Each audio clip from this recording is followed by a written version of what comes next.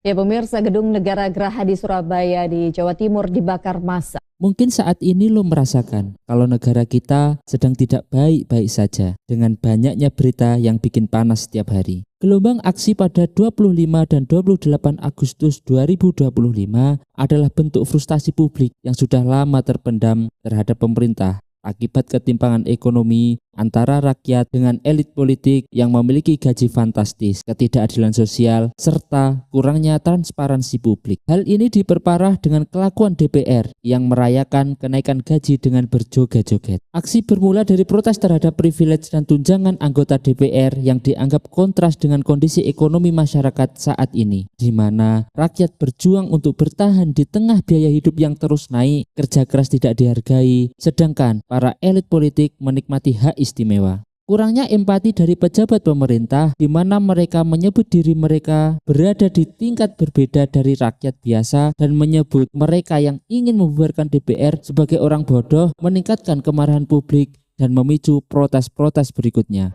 Mental manusia yang begitu adalah mental orang sedunia.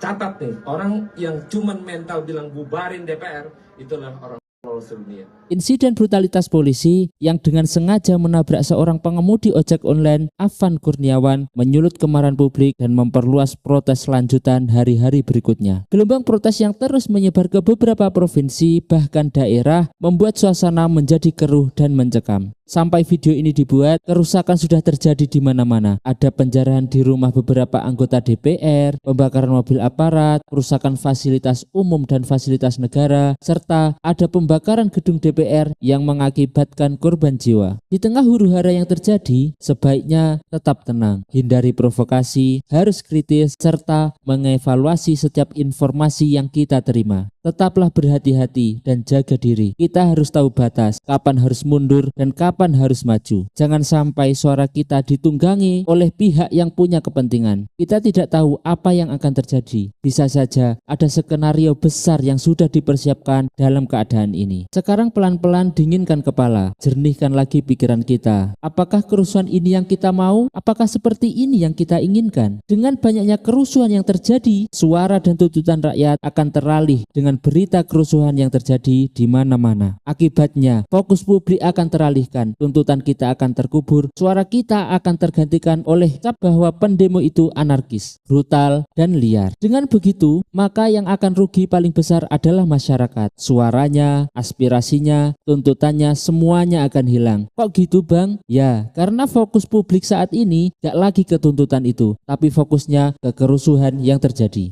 Kalau dilihat kerusuhan yang terjadi saat ini sudah melenceng jauh dari tujuan awal, di mana tujuan awal itu untuk menuntut keadilan kini sudah berbelok ke penjarahan, perusakan, serta provokasi di media sosial ke arah yang gak masuk akal. Bisa jadi ini operasi strategi politik dan bisnis, bukan lagi kemarahan publik. Kita ambil contoh sederhana saja dari keanehan ini, yaitu pembakaran gedung Gerahadi di Surabaya, di mana gedung ini memiliki banyak sejarah dan tidak ada kaitannya dengan tujuan awal.